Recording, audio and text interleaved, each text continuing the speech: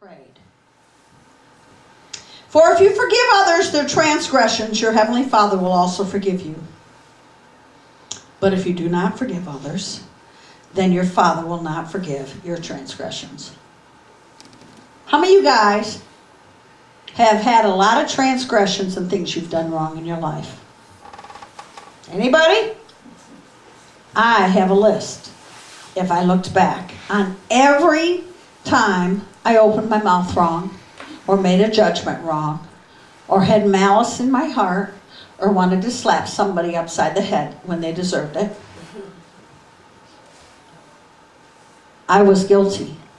Here it says, if you expect me to forgive your transgressions, you have to forgive somebody else's. I'm like, I can't. But I did. John 20:23, if you forgive the sins of any, their sins have been forgiven. If you retain the sins of any, they have been retained. Forgiveness is an act of God that you participate in. You participated in it.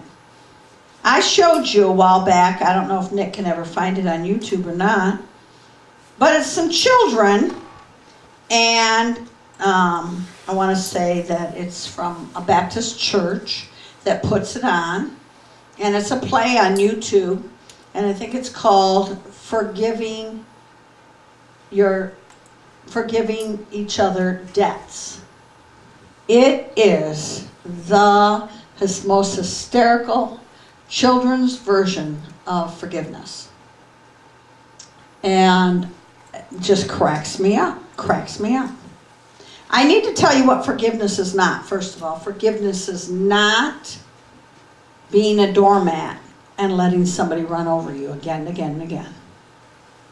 Forgiveness is covering your own heart and protecting it. It's a choice.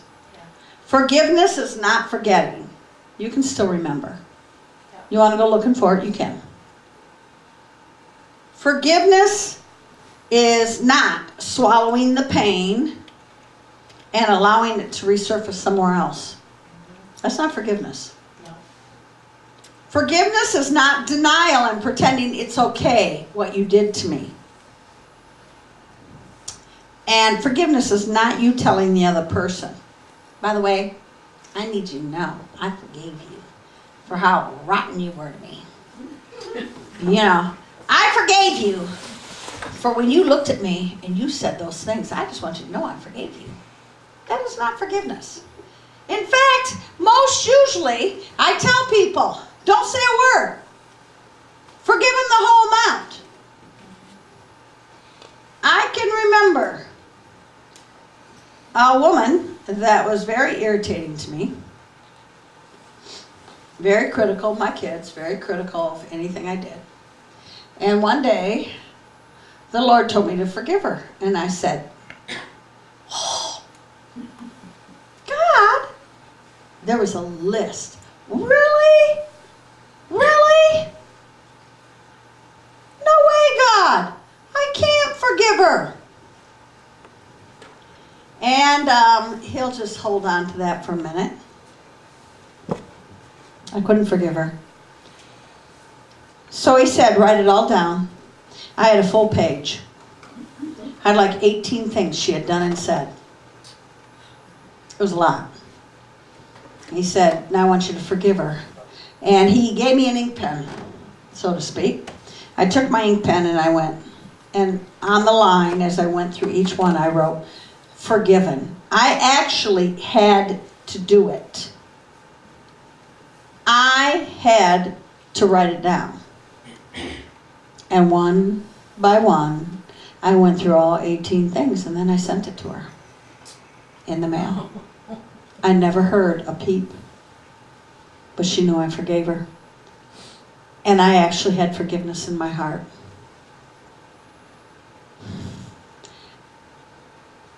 I would suggest you don't have to do that, but I had to, because this was a big deal. Sometimes you'll have somebody that needs to tell a parent, Mom, I forgive you for locking me in the closet and withholding food for 3 days from me.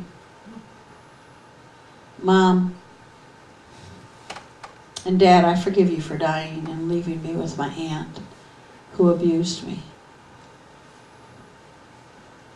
Yeah. God, how can I forgive my aunt and uncle who hung me